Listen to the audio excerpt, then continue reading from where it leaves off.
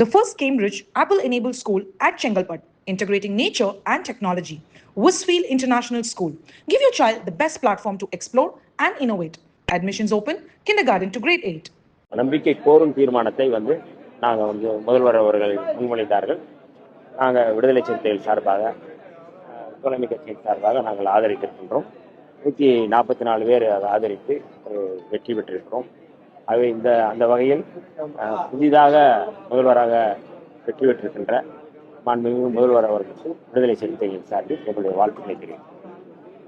அதிமுக ஒரு பிரிவினர் ஆதரவளிச்சிருக்காங்க. அதை எப்படி பாக்குறீங்க? சாரார் அதுக்கு விமர்சனம் வந்துருக்கு. அதிமுகவிலேயே அதுக்கு எதிர்ப்பு தெரிவிச்சாங்க. தேர்தலுக்கு முன்னாடி என்டிஏ கடுமையா எதிர்க்காரு. அந்த நேரங்கள்ல ஏற்கனவே எங்களுடைய தலைவர் எழுச்சி தமிழன் தொல்காப்பியன் திருமாவளவன் அவர்கள் பல முறை எச்சரித்திருக்கிறார்கள். தேர்தலுக்கு பிறகு அதிமுக நிலை என்ன ஆகும் என்று கவலையோடும் அக்கறையோடும் குறிப்பிட்டிருந்தார்கள்.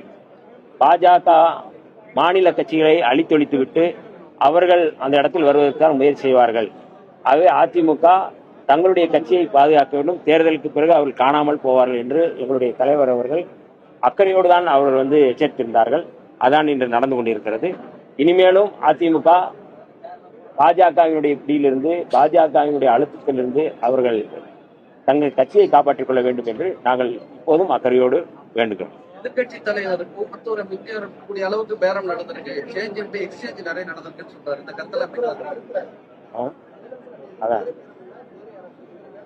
அவரு முதல்வர் அவர்கள் அது உள்ளேயே பதில் சொல்லியிருக்கிறாங்க. குதிரை பேரம் நடக்கவில்லை, குதிரை வேகத்தில் இந்த அரசு செயல்படும் என்று சொல்லியிருக்கிறார்கள். ஆகவே செயல்பாடுகள் எப்படி இருக்கு என்பதை பொறுத்து நம்ம அதை சொல்லலாம். இல்ல, அதான் போக போக நம்ம அதை தெரியும். அவரு முதல்வர் அதுக்கு விளக்கம் கொடுத்திருக்கிறார். அவரு சொன்ன குற்றச்சாட்டுக்கு முதல்வர் விளக்கம் கொடுத்திருக்கிறாரு. அது எந்த அடிப்படையில எவ்வளவு வேகமா போகும் அப்படிங்கிறத நம்ம பார்க்கலாம். பக்கம் 4 நாள்ல பல நடவடிக்கை எடுத்திருக்காருன்னு சொல்ற பேரவையில பேசுறாங்க. ரத்தன் பண்டிட் எதிர்ப்பு கடுமையா இருந்தது, நீங்க உட்பட எதிர்ப்பு தெரிவிச்சீங்க. ஆனா இன்னைக்கு முதல்வர் ஒரு முறையான முடிவு பேரவையில பேசவே இல்ல. அதாவது விடுதலை சிறுத்தைகளை பொறுத்தளவு தொடர்ந்து நாங்கள் சொல்றோம், அந்த மாதிரி ஜோதிடம், பில்லி சூனியம் போன்ற மூட நம்பிக்கைகளை ஒழிப்பதற்கு ஒரு தனி சட்டம் அல்லது சிறப்பு சட்டம் இயற்ற வேண்டும் என்று நாங்கள் கோரிக்கை வைக்கின்றோம். மகாராஷ்டிராவில், ராஜஸ்தான்ல இதற்கான சிறப்பு சட்டங்கள் இருக்கு. அது இளைஞர்களை, பல்வேறு குடும்பங்களை அழித்து வருகிறது. அதுவும் ஒரு சூதாட்டம் மாதிரி தான், மூட நம்பிக்கை. அதிலிருந்து இளைஞர்களை, குடும்பத்தை பாதுகாக்க வேண்டிய பொறுப்பு முதல்வருக்கு இருக்கின்றது, தமிழ்நாடு அரசுக்கு இருக்கின்றது.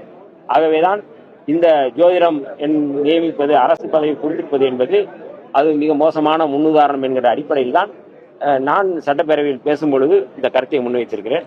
ஆகவே தமிழ்நாடு அரசு அதை திரும்ப பெற வேண்டும், மூட நம்பிக்கைகளை ஒழிப்பதற்கான ஒரு தனி சட்டத்தை இயற்ற வேண்டும் என்று நாங்கள் கோரிக்கை வைக்கிறோம். அத்தோடு நாங்கள் நீண்ட காலமா இடதுசாரிகளோடு இணைந்து விடுதலை சிறுத்தைகள் ஆணவ படுகொலைகளை தடுத்து நிறுத்துவதற்கு தனி சட்டம் வேண்டும் என்று பல்வேறு காலகட்டங்களில் போராட்டம் நடத்தியிருக்கிறோம். எங்களுடைய சட்டமன்ற உறுப்பினர்கள் கடந்த அரசுல ஆணவ படுகொலைகளை தடுத்து நிறுத்துவதற்கு தனி சட்டம் வேண்டும் என்று கோரிக்கை வைத்திருந்தார்கள். அந்த கோரிக்கையின் அடிப்படையில் தான் மரியாதைக்குரிய KN பாட்ஷா முன்னாள் நீதியரசர் அவர்களுடைய தலைமையில ஆணையம் போடப்பட்டது. அந்த ஆணையம் அதனுடைய அறிக்கையை பெற்று உடனடியாக இந்த சட்டம் இயற்ற வேண்டும் என்று விடுதலை சிறுத்தைகளின் சார்பில் நாங்கள் கோரிக்கை. அதான் அது நாங்க ஏற்கனவே இந்த நிலைப்பாடு, விடுதலை சிறுத்தைகளுடைய நிலைப்பாடு அதுதான், நீட் ஒழிக்கப்பட வேண்டும் அப்படிங்கிறது எங்களுடைய நிலைப்பாடு. அதை அரசு நீட்டிலிருந்து விலக்கு பெற வேண்டும் என்று நாங்கள் விடுதலை சிறுத்தைகள் சார்பில் கோரிக்கை வைக்கிறோம்.